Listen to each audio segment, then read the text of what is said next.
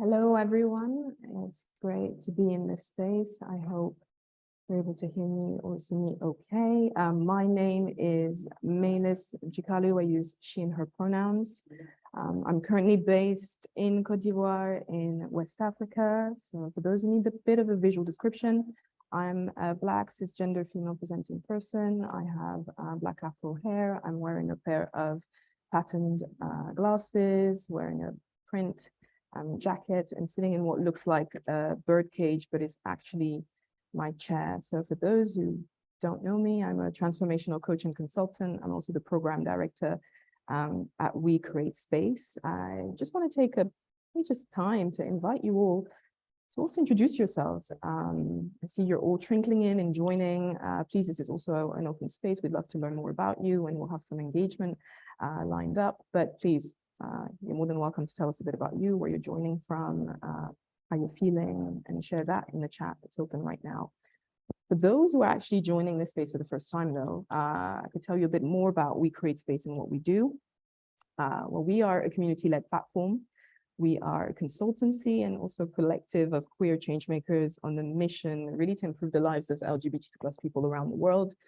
And we currently support 100+ corporate partners at varying stages of their DEI journey. And so through consultancy, we designed shared learning experiences, we produce DEI insights, and really, craft bespoke content that support individuals with strengthening their roles as change makers, change agents within their communities and organizations. And as a social enterprise, well, the profit that we make from the work that we do goes back into the LGBTQIA+ community, providing free events, both in person and online, like this one, free resources, learning, development opportunities, and well-being resources. And over the last 2 years, we're quite proud, sometimes it seems a bit astonishing, but to have delivered over 1,000 events and shared experiences, and also invested over £350,000 back into the LGBTQ+ community. So you're here. We'd love for you to keep showing up and connecting with us, but there are a couple of ways you can get involved. As you know, attending events is a key part of that. We love having these conversations with you. So show up as you're doing today. The final event of this series is happening next Thursday at the same time, so please come back. If you're able to also share our social posts, amplify our speakers' voices, their projects, their research. And if you feel there is a sense of alignment, definitely please introduce us as well to your employers or your colleagues. We love to have conversations like these. And if that's missing in your workplace, we'd be more than happy to support. Okay. On today's agenda, we have such a rich, really insightful discussion, one that's been fascinating to develop over time. And I'm so excited to really bring this to you. We'll be discussing financial well-being, navigating better financial outcomes for LGBTQ+ people. So that being said, we know that talking about finances, as I say this, having had to reflect around this conversation, particularly, there's a lot of feelings that emerge, and it sometimes doesn't always feel quite right. And so I just want to encourage you to engage with this session in a way that best supports your well-being. We will do our part in sharing trigger warnings where needed, and really do our best again to offer solutions that are focused on really driving change and positive outcomes forward, and also transformation in our communities and organizations. The chat is available as you're happily using it, and I'm so happy to see you connecting with each other in that way. But if there's ever any challenges, myself and the team, Trish, are here to support. So feel free to reach out at any point, and we're here to help.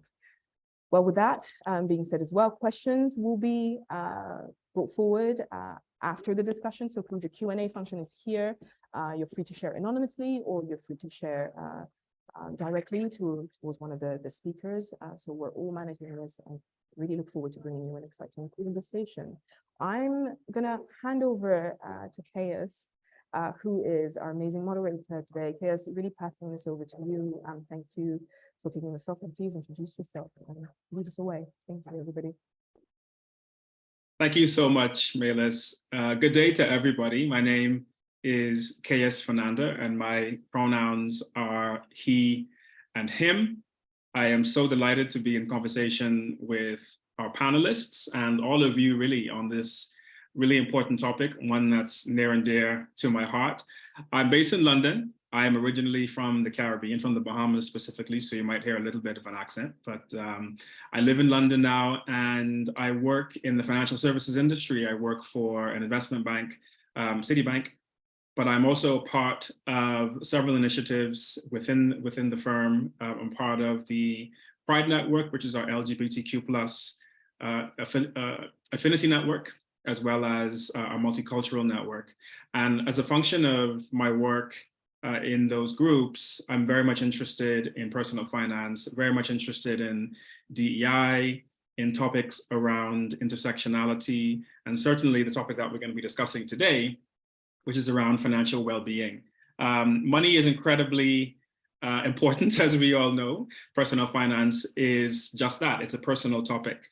And so we bring all of our unique perspectives to this conversation.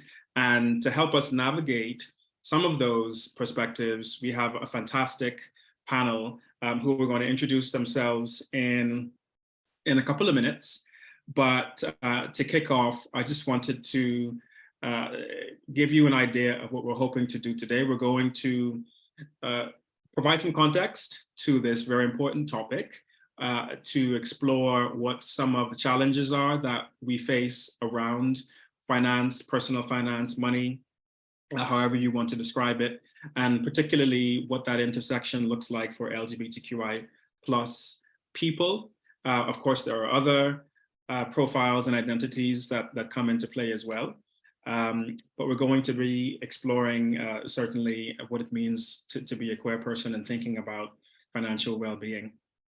And then we're hopefully going to provide some resources, a sense of what actions can be taken for all of us to improve financial outcomes. Certainly, I know that that's important for everybody to be able to get a handle on this topic a bit better, and certainly to have well-being as a really important outcome. To help us in this discussion, I'd like to, first of all, poll all of you on the call and get a sense of how you're coming into this conversation. It'd be really important for us to get a sense of who we have on the line and how you relate to the topic. So what I would like for you to do is to take your smartphone and to scan the QR code that is on your screen right now. And when you do that, I'd like for you to respond to the question that is on the screen. And that question is, what emotions come up for you when you discuss money or personal finance? What emotions come up for you when you discuss money or personal finance? So we'll let that run for a minute or so. And as we start to get some responses, we will we'll start to share and reflect on how all of you are coming into this topic.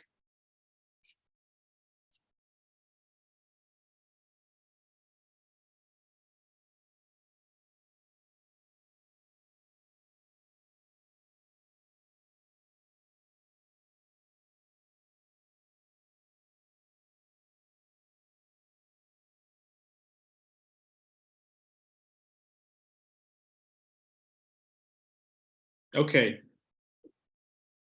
so we are starting to get some responses. Thank you so much for being open on a topic that can be quite private and quite personal. So we see some words jumping out here: anxiety, fear, avoidance, jealousy, stress, cluelessness, joy, hope, guilt. Yeah, some really interesting emotions and thoughts that you're sharing. Thank you so much for that. We're going to get into a lot of these as we have this conversation today. And so to help us unpick and navigate some of these thoughts and ideas that are coming up, I'd like to introduce our wonderful panel today. They should be joining the call in a second. Yep, there they are. So MK, Katya, Manuel, welcome to the call. Thank you so much for joining us today. And if you would just like to let everybody know who you are, what you're working on, and what you hope to bring to the conversation today. This is the awkward Okay. point where we're all very polite and we hope that the others go first. So I will be the impolite one. I will jump in first. It's so wonderful to be here, to be sharing this space with all of these wonderful humans, all of you who've joined us today too. So amazing. My name is MK Getler. I use they, them pronouns. I am wearing a short sleeve button up that is black and squared spectacles. I have short hair that has a lot of volume because I'm calling in today from South Carolina, where the humidity is through the roof. So my hair is also going literally, quite literally, through the roof. I work at a company called Loop and Tie, where we are working to make corporate gifting more sustainable and more intentional again by offsetting our carbon emissions and being carbon regenerative, and also uplifting historically marginalized communities through their wares in our marketplace. I'll go next. My name is Katia Veleva. My pronouns are they, them. What is showing up on my screen is myself. I'm a Bulgarian immigrant, so ethnically ambiguous looking, femme presenting person with a beard, green square glasses, a green jumper. There's a painting in green behind me. You may see a pattern there. And to the side, there's a cinema looking light as well. I myself am a coach and a senior practitioner with the European Mentoring and Coaching Council. I'm one of their diversity and inclusion co-leads as well, and I'm an inclusion, equity, and diversity consultant and the LGBTQI+ director for Utopia. And we work to expand the inclusion across all marginalizations in big organizations. I've grown up kind of in post-communist Eastern Europe and have grown up with hyperinflation and a lot of financial anxiety. So this is a topic very dear to my heart. And I understand the one thing that I couldn't take my eyes off from that word cloud, the word fear did not change or move. All the other words kept changing around, but that didn't. And I think that tells us so much. So I'm just really excited to be here. And maybe we can just take that word and reduce it a little bit with what we did today. Amazing, Katja. Thank you so much. Hi, everyone. My name is Manuel. And that long, difficult German name, you pronounce it Schlotower. So it's like a slow tower, but with a sh. So Schlotower. And as you can hear from my thick German accent, I'm originally from Germany, but I'm based in beautiful Dublin in Ireland. I am the founder of heymanuel.com. I personally use he, him pronouns. And I'm wearing, I have to check my screen actually, because I never know what I'm wearing. I always forget anyone's fashion and outfits. So I'm wearing a pink shirt and I have short blonde hair, male presenting, cis male, part of the gay community. And in my background, you can see a very basic, I don't want to say basic, the B word, but a very basic poster saying to travel is to live, with a world map on it. And also a few vinyls in the background. One says hot chocolate and one says funky jam. So they're my mom's and I took them with me so I can listen to them. And I'm super duper excited about this topic. I grew up in a very, very low income household. And now I'm self-employed as a therapist and a coach from the queer community for the queer community. And the topic of finances always comes up and up and up over and over again in the sessions with my clients, whether it's one-to-one or in retreats. And I'm curious to see whether we can shed some light on the topic. And as Katja said, maybe reduce that topic of fear just a bit for you. I also saw some people put optimism in there and happy and delight. Maybe I just interpreted delight, I don't know. So hopefully we can nurture that for you today as well. So thank you for being here. Thank you so much to the three of you. I think we are in really great hands to get into this topic. And you all expressed real enthusiasm for engaging on this topic, which I think is great, because to the point, Katja, that you made earlier around fear being the sort of predominant emotion, I think the fact that we're approaching this with some positivity will hopefully help lead us in the right direction. And as you say, help to alleviate some of that fear. So why don't we just get straight into it? I just want to remind members in the audience to pose questions in the chat, in the Q&A. We'll get to those at the end. We'd love to hear from you, your thoughts on the topic. as well. So why don't we start? This question is going to be for all of you on the panel. And we've explored in our preparation for this what we think are some of the outcomes, financial outcomes for LGBTQ plus people. We certainly have personal experiences of money and finance and dealing with it and navigating it. But perhaps if I could ask all of you to shed some light as an introduction to this topic, like what do we know are some of the outcomes that people in our community face? Perhaps, MK, we could start with you, if that's okay? Yes, of course. You'll find that I'm happy to talk about anything and everything, even if I'm not the subject matter expert. But on this one, for me, stability is a really important outcome for me personally. When I look at how finance, and I use this one in our preparation of this, when I look at the role of personal finance in our mental, physiological well-being, finance creates the zone of stability all through and with us. We talked a lot actually in preparation of this, and I think of money specifically as a resource, and actually I often akin it to water. Water is arguably one of the most valuable resources that our society has right now. It's nourishing, we quite literally need it to survive, but it's also a corrosive element as well too. And I think oftentimes we think of the corrosion of money in our society as something that should be fear-based, something that should be anxiety-inducing. But when we actually harness the power of this resource, just like we harness the power of water for hydroelectricity, harness the power of our personal finances, we are creating stability for ourselves, which creates personal wealth.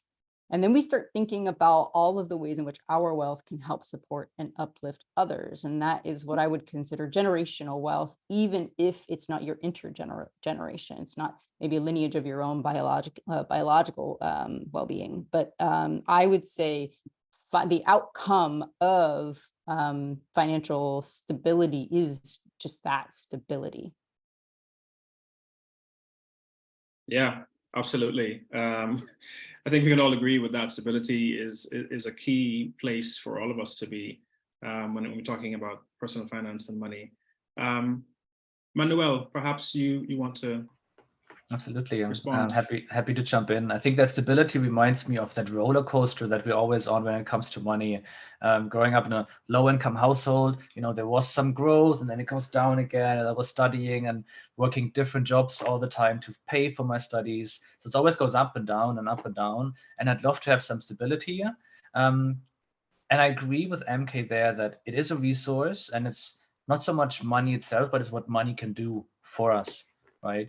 And I always see it coming up in our therapy and coaching conversations as well. It has a ripple effect in so many areas of our lives, right? Whether how you show up in your intellectual life, in your relationships, what kind of dates you're able to go on, whether you can afford or you're willing to afford to see the next Marvel movie in IMAX or just go to, the small screen. It makes a difference and it really impacts health and fitness, every part of our life. So I think it's important to keep that in mind, that it's not just money itself, it's not just the number of our bank account, whether there's a plus or minus or green or red number in front of us on our screen, but it's really how does it affect our life across all areas of our well-being. That's why I think it's called financial well-being, because there's really a big tie between finances and our well-being.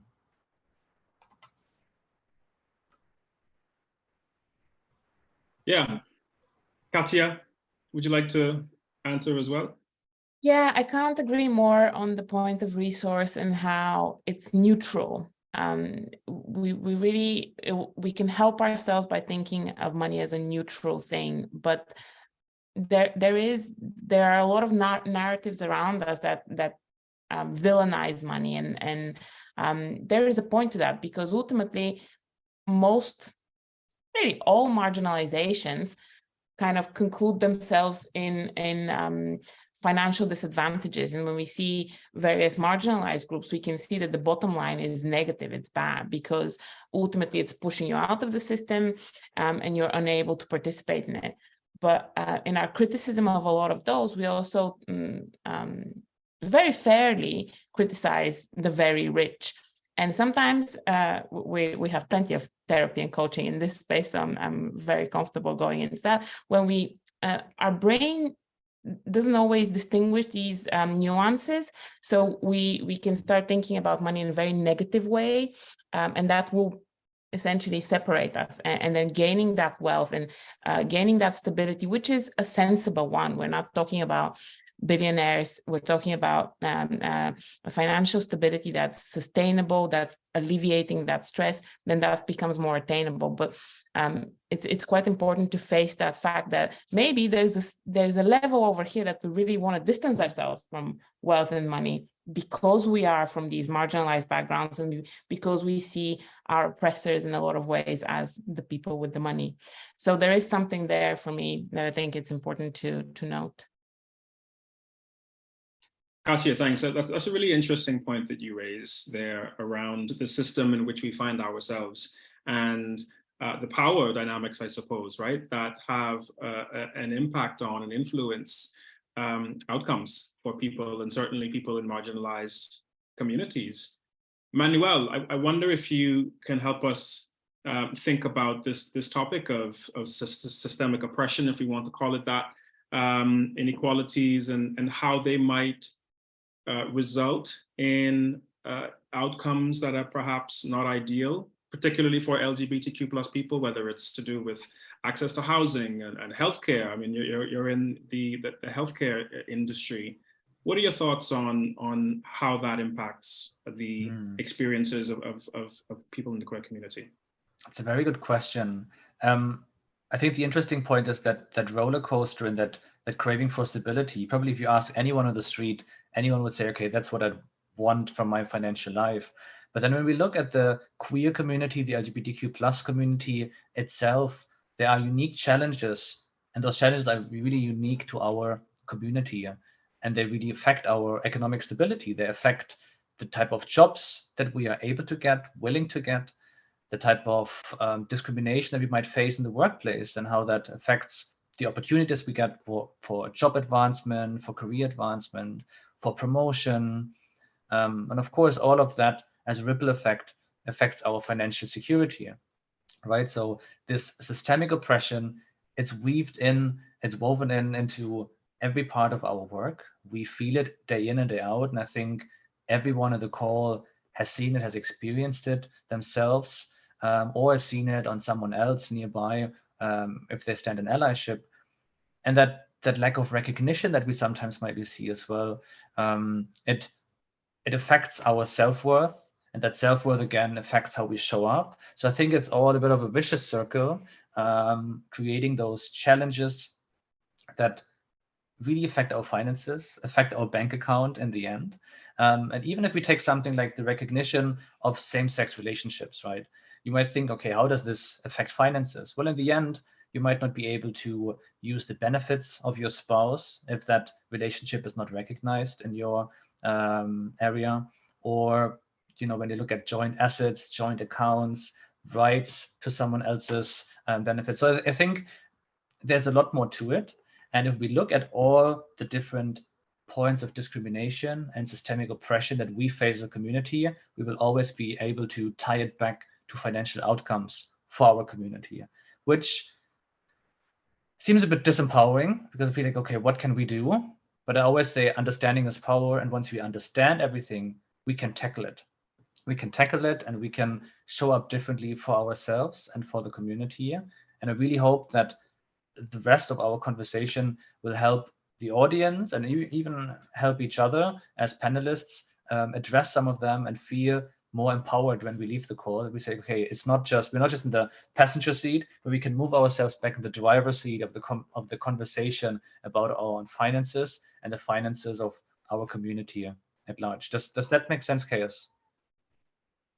Look, it absolutely does, Manuel. Great use of the automobile analogy, by the way. I don't know whether that's from your German background, or this is an easy one to pick up on, but yeah, you're absolutely right. And I can certainly say from personal experience that understanding was power for me.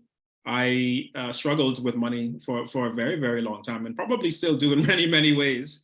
But having an understanding of my how my sort of socialization, my identity, what it means to be a Black gay man, how all of that has sort of influenced the way I see myself, and therefore the behaviors I exhibited as it relates to money, and how I managed personal finance, and how I advocated for myself at work, the kinds of jobs I was going after, was eye-opening for me. MK, I wonder if you have any thoughts on that, right? This idea of how we see ourselves, our self-belief, self-esteem as queer people. How does that influence our financial realities, as it were? Yes, I have some personal journeys with this as well, and thinking about self-worth. I mean, many of us have found ourselves questioning our self-worth, not knowing what we are capable of or worthy of. In my own personal journey, I've worked through sobriety. This year, I'll be celebrating 5 years of being, thank you, alcohol-free. And it's through that journey that I reclaimed my self-worth. And I think if you consider your finances as an expression of your own self-worth, just in the way that you put food, the right food to nourish your body, the right beverages to nourish your body, the way that you get up in the morning, you take a walk, or you find the self-fulfilling things that give you worth, your finances are just another input into the system of micro doses of your own self-worth. And when you start to recognize that self-worth and caring about yourself, not just for the here and the now and for the long term, you start to change your orientation towards money and what money can do to perpetuate greater and greater self-worth. And then in turn, your self-worth and an increase in your self-worth has this beautiful ripple effect of how you're impacting and uplifting those that are around you. One thing that was also very illuminating to me on this topic was the first time I went to, so I work in the startup space, worked in the tech startup space now for about a decade. I went to a thing called the boondoggles. Anybody heard this term before? It was new to me. But a boondoggle is basically when a group of friends who are pretty well off financially, they could be actually venture capitalists, they could have private equity firms, they could have portfolios that they're looking to manage. They go out, hang out with themselves. This weekend it happened to be boondoggle skiing. And I found myself so out of my element, one, not understanding why I deserved to be there, and not giving myself the recognition that I deserved, that I was supposed to be there in that moment, talking about capital and how we can use that to perpetuate much better influence across our society. And it wasn't until I went on that trip that, one, I realized just how incestuous the space of finance can really feel. There's a lot of back pocket deals, people, at restaurants just being like, hey, you want to join me on this very lucrative, endeavor and venture? It'll make us both a lot of money. And not realizing that access to capital and access to capital management are two of the biggest obstacles for people to understand how to harness the power of their personal finances and start to think about that as an expression of self-worth. So yeah, does that resonate with anybody? Is that making sense? Or is everybody still hung up on the word boondoggle? Yeah, I'm Googling it, right? Wow, there's a lot of gold in there, MK. Thank you so much. I wrote down finances are an expression of self-worth, and that is just major for me. Major statement. Yeah, I mean, we could have a whole session on that just alone, but I want to go to Katya and ask whether you have any thoughts on this point around how we see ourselves and how that sort of reflects in finance. Absolutely. I mean, money is such a clear expression of power. And so often when we're looking to empower ourselves in our own identities, what we look like, how we present in the world, that's enabled by money, clearly, and in the most easiest and straightforward way. It alleviates so much pressure into thinking about overall how you present in the world. It may have to do with the healthcare you may need.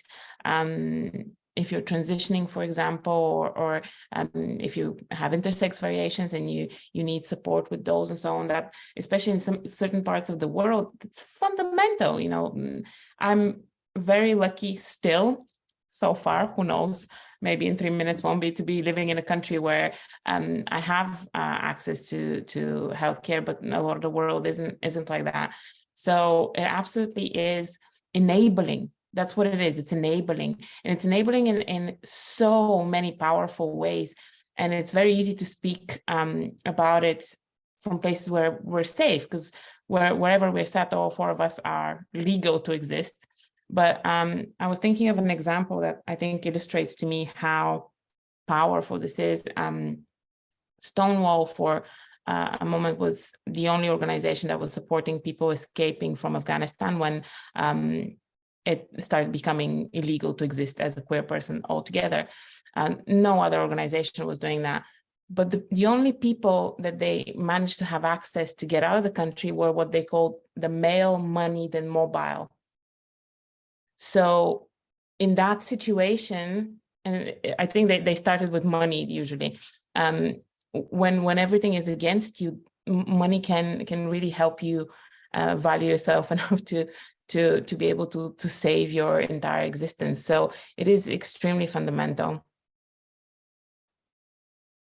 Yeah, wow. Again, really, really powerful comments there that you make, Katya. Male, moneyed, and mobile. I hadn't heard that before, but I'm gonna remember that.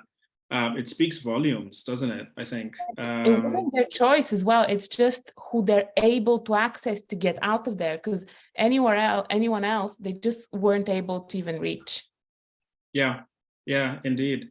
I mean, look, we talk about the intersectionality or intersectionalities, I suppose, and how those come into this conversation as well. I know when I was sort of coming up, I suppose, as a gay man, I kept hearing about, you know, the wealth that gay people seem to have access to, living in the best parts of town and going on fabulous holidays and all the things that seems to be really aspirational and perhaps only apply to certain segments of the community.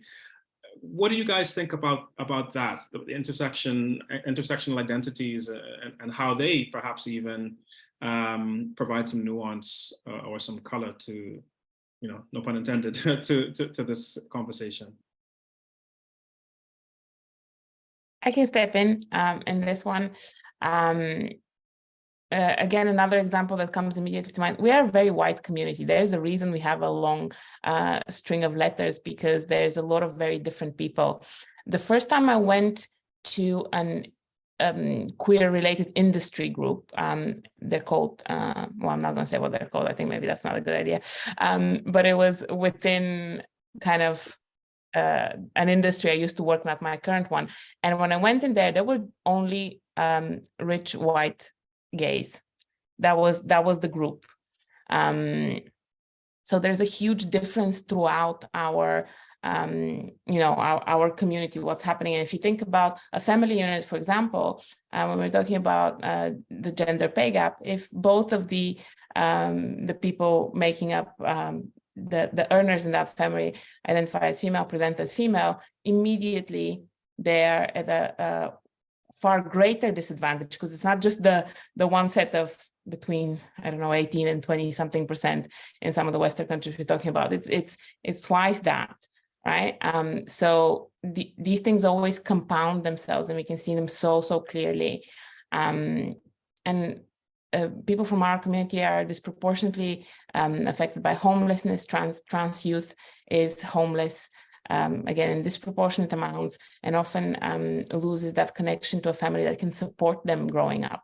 And this sets you up from the get-go so much further behind the line that everybody else starts the race. So that creates a lot of difficulty. And I don't think it's very. We've been kind of seeing the pendulum go both ways, right? In the late 90s, early aughts, all the media that we saw was bury our gays, right? Like every time there was a queer character that we saw representation of, they ended up dying in the story. Now, all of a sudden, it's all glitz and glamour, and it's all a particular type of form of drag everywhere with a lot of jewels and a lot of glitz, but that's not the reality either.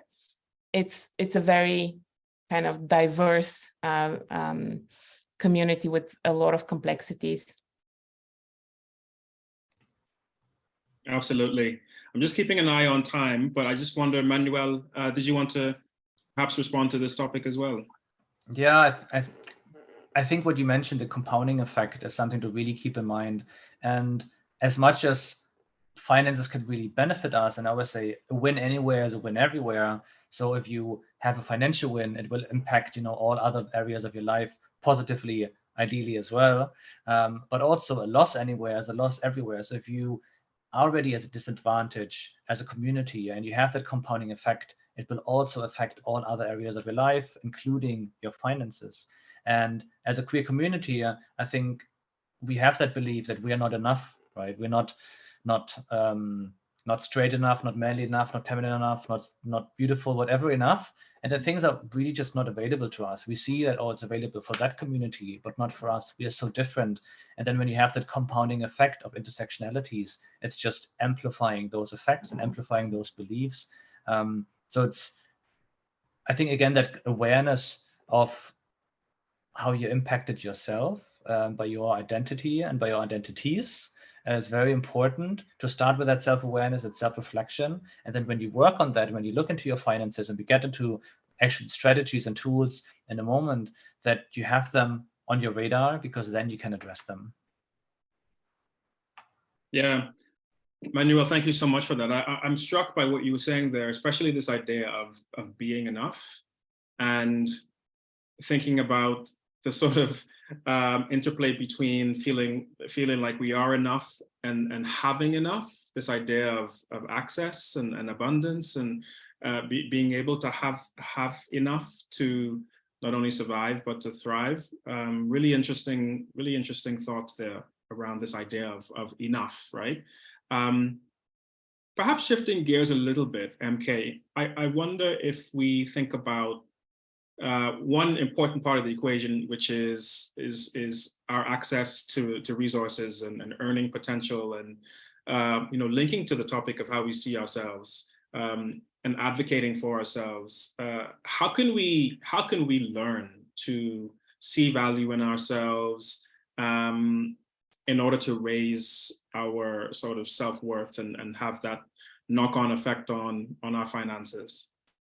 Yes, well, one, go hang out with Manuel, who can help you work through some of the work that you need to do to identify your own self-worth and start harnessing the power of your self-worth. I think oftentimes folks think that self-worth is just like you achieve it and you're done, and this is a plateau that you hang out on. Yep, box checked, exactly. But really where your financial well-being comes into play is how you take your self-worth and use that as the superpower to propel you to the spaces and places where you feel like you need to be in order to get the financial stability or well-being that you are aspiring to.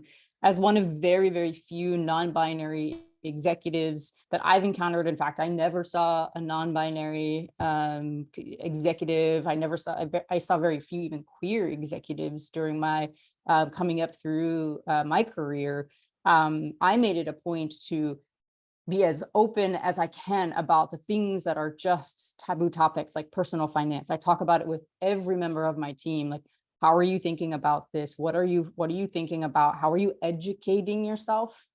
Which I think is the most important obstacle for folks to take their worth, understand how to use that worth as their propellant into and up through whatever organizations are coming into or have higher earning potential. And then what to do when you've gotten yourself to a certain level of income that you can actually reinvest or be thinking more tactically and strategically about the desired outcomes that you have for your personal wealth. Right now, we live in an amazing day and age. We don't have hoverboards as the Back to the Future had promised us, but we have an endless supply of education around how to manage our self-worth, I think has been a huge opportunity for everybody with intersectionalities in their own identities. Before it used to be just who you know, and if you had the right accountant or financial advisor, and you back pocket deals with the people who had money and the wealth kept their wealth.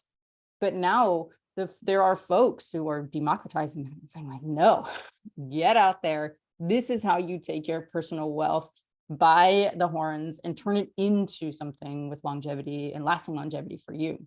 And it doesn't take a massive payload for you to start thinking about that. And in fact, small incremental investments in yourself and into your longevity can have really long-term compounding effects on your ability to create the future that you see for yourself. Now, again, the future that you see for yourself, that requires that you trust in yourself, you believe you have the self-worth in order to have the longevity in that narrative for yourself. MK, I feel like you're living in my head, you know, with everything that you're saying. It's wonderful in here. It's beautiful. All these isn't it? Yeah. Nice and roomy, echoey. But no, look, I mean, these are things that just I think about so much as a gay man and coming across people within the community and want to just empower people to think that way and to take the bull by the horns, right? Manuel, you know, if we can perhaps talk about some techniques, some tools, some resources to help people to lift the curtain, as it were, demystify the topic of personal finance, because as we saw in the word cloud, it can be quite daunting, quite intimidating. What are some thoughts that you have for our audience? Yeah, I love the word demystifying. I think there's so much mystic element around money. Like you always think, or whoever has money, they probably did something bad to get that money, or you have some negative feelings around that. And as MK mentioned, you know, there's so much education out there. Even just popping it into YouTube, you can find information on how to create budgets, how to manage your debt, how to plan for the future, and work on different streams of income. I think that even Google Sheets templates already available that you can download for free, you know, to track your finances. So all of that piece is out there, and I'd love to call that the outer work. So I think it's that keeping that balance between the inner work and the outer work. And I think we try to keep that balance also in our conversation today, focusing on what are the strategies you can put in place to really just have an overview of your finances. I have one expense tracker, and whenever I keep that updated, it just gives me ease of mind. And it goes back that the outer world will affect the inner world. It will affect how you feel about finances. Feel like, okay, I am actually in that driver's seat, to stick with that analogy. I am in control. And that inner work is really discovering, uncovering, and reframing how you view money. And how did you grow up? You know, how did your past shape how you view money? Is it something bad? For some people, as part of their belief and their faith, you know, money is portrayed as something, oh, you shouldn't have money, you should give all of it away. And as soon as you accumulate money, that's something negative. So I think keeping that balance, uncovering really what's lurking underneath and those beliefs. And I think, and most people can probably identify with that. I mentioned we feel that we are either not enough, we feel that something is not available, or that we are so different that it's available for them, but not for us. And as a queer community, usually we hit the slot machine of all three. And as we know, slot machines are not really good for building wealth. I think they might want you to believe that they are, but they're not. So uncovering what are the elements where you feel maybe not enough, and put in that blank, you know, what does not enough mean for you? So what do you think is not available to you, is available to other people, but not to you? And where do you think you're so different that it's just not possible for you? And I think what was a big click moment for me, I always thought, you know, how can I create wealth even though I'm queer? So there's this even though, right? And if I think that, how do I feel? I feel disempowered. I feel maybe a bit sad. I feel a bit, I don't know, I have to hide this part about me. And it will impact also my actions and how I show up. But once we change that even though to because, how can I be successful, or how can I create wealth because I am queer? All of a sudden we see it as a superpower, right? We tap into our authenticity. And a little plug, actually, We Create Space, as we know, has so many fantastic resources and articles available online. And there's one article where we show this exercise of just reframing your thoughts about your authenticity, about your queerness. So if you just do some digging in the library online, you can find that article to keep that balance between the inner work of finance and the outer work of finance, which is all the strategies that you can put in place. Noel, thank you so much. That was so well said. And thank you for directing all of us to We Create Spaces resources, library of resources, which is a great place to start. I love, as a soundbite, inner work and outer work and getting that balance right, because, you know, I think we forget that there is work involved here. But remembering that we've got to approach it perhaps from two different angles and be patient and kind to ourselves as well is important. I'm keeping an eye on the questions. We want to move into Q&A. So please get the questions coming. I see a comment around You Need a Budget as an app. I've used that app before years ago. Now I use an Excel spreadsheet. I find it to be a lot easier for me personally, but whatever works for you, I would certainly recommend. So please, let's have some questions or just some comments, thoughts that you have, anything that has come up for you in this conversation that you'd like to share, and perhaps we can spend a little bit of time on as well. Katya, I wanted to come to you perhaps and ask about everything that we've shared. You know, we are at the moment in real time being allies to and for each other by way of this conversation, right? What do you think is the role of allyship in helping to create more positive and optimal financial outcomes for members of the LGBTQ+ community? I'll get to that. I just want to add on one technique, which I think it can be very basic and very difficult as well, around managing stuff. Talking about money with numbers, like actual numbers, and being transparent about things can go a long way. It's very hard for a lot of people here in the UK. It's extremely hard. I feel like whenever I've been in the US, it's a little bit easier, but I actually naming things. I feel like I often have this thought of like, oh, if the number is not obvious, then maybe there's something hidden there. But if we talk more to each other about how we're earning, what we're earning, where is it coming from, it stops being mystical. We're pulling away all of the curtains and we're starting to feel more comfortable.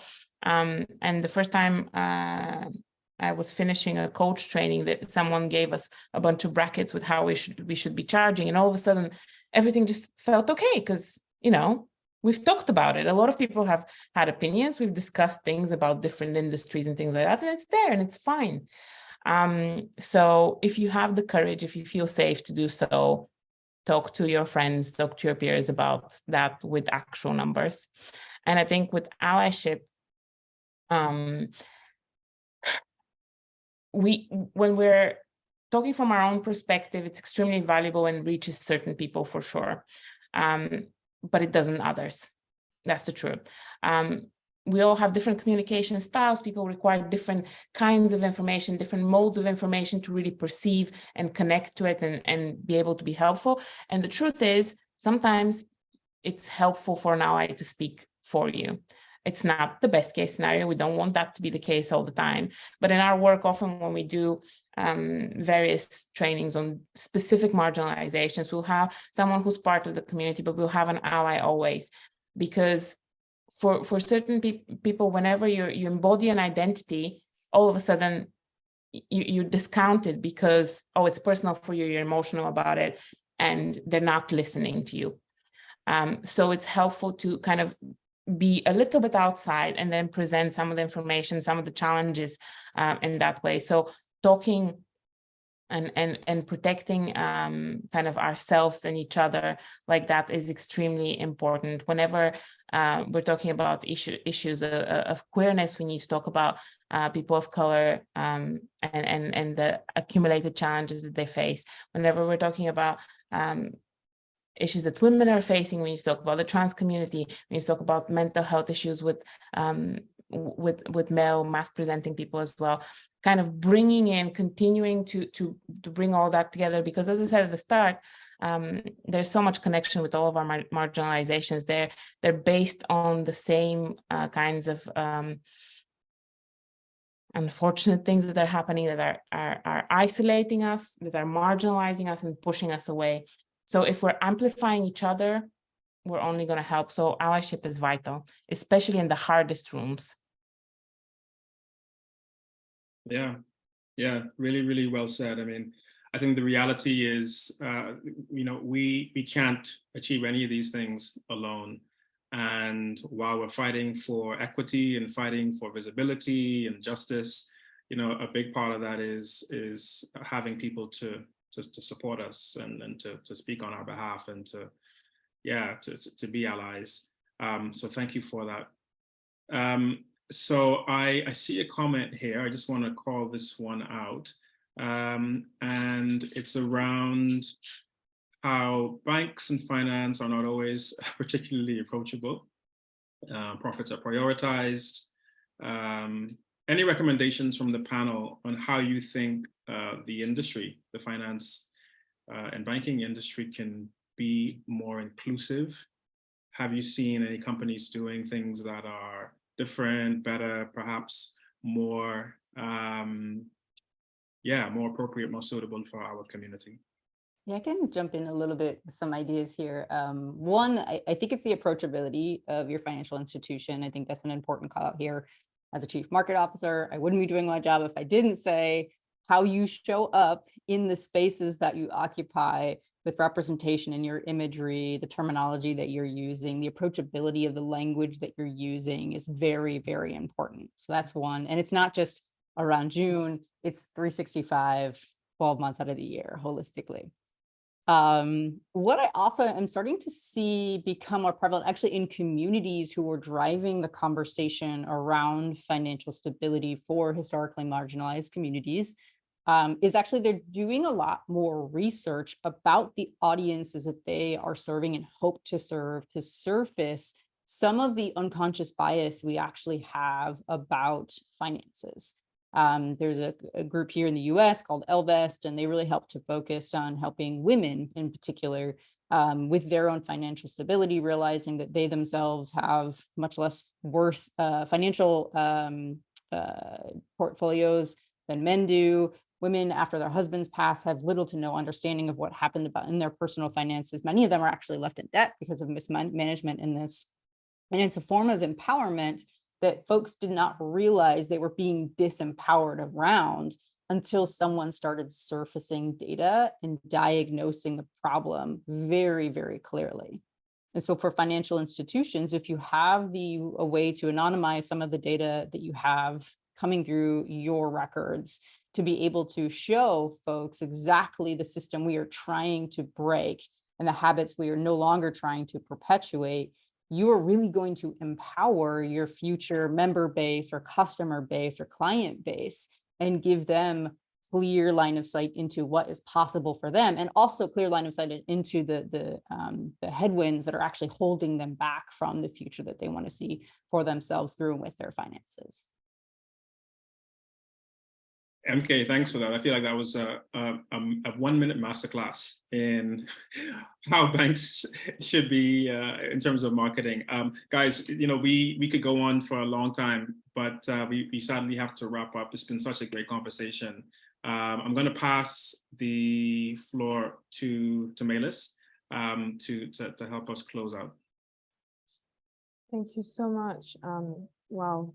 Kayas, MK, Manuel, Katya, this has been such an exciting, and I think maybe to your point, Katya, about shifting from fear to a different kind of emotion. I think exciting is one I'll definitely take on board.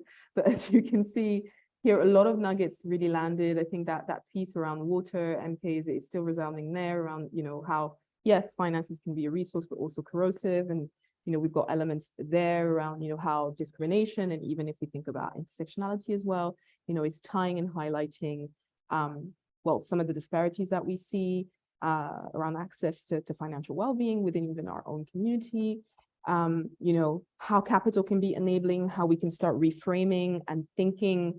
And I love that to your point, Manuel, what you said about, okay, how do I, and I'm saying, using a word here, thriving, because I'm queer, and just thinking what possibilities might come up, but also the role of allies and how they really play a crucial role in really standing by LGBTQ plus people from historically marginalized backgrounds in the learning and the accessing and the showing up and the stepping up for, and I think all of us even having a responsibility to do that in our work. So thank you so much, folks. This has been, I think, one that we can unpick and continue to unpick. And with that, I'm kind of handing over to Trish as well to share a survey that we'd love to present to you all as participants, because these conversations come under a big umbrella. Financial well-being is one of those, as you probably heard today, but our work is about supporting LGBTQ plus leaders, queer leaders,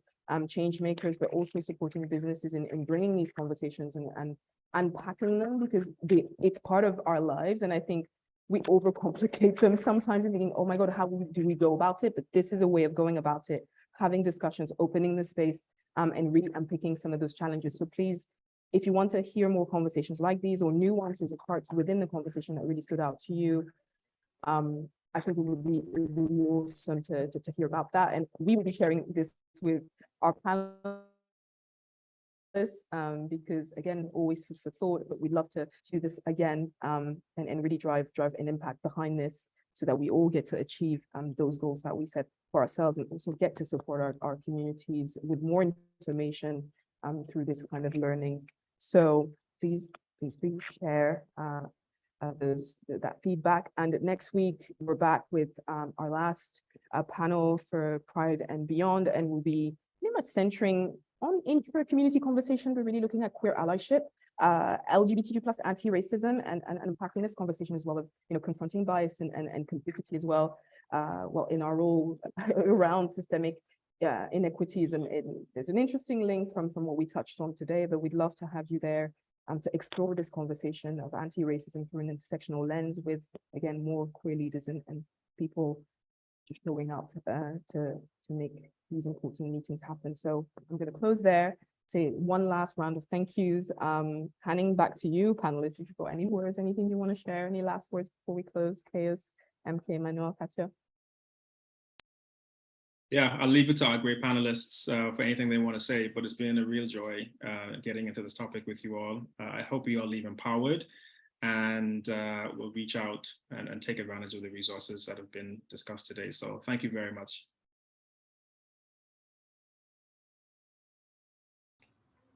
Pressure's on. I don't have any big words to share right now, but I'm just a massive thank you to everyone for joining. Thank you for all the other panelists. I think there were some really gold nuggets in today's conversation. And once the recording is shared as well, make sure to share this with your friends, your colleagues, your family, and your loved ones, because I think there's so many people out there that would benefit from this conversation that were unable to join today. So see you next time. Yeah, maybe share this and use the opportunity to talk to them with numbers about money. Thank you so much, everyone. And thank yourselves for coming today, because this is another way to micro-express your self-worth, that you invested this time to invest in yourself, to invest in your financial well-being. Words. Thank you so much, everyone. And see you soon. Thank you.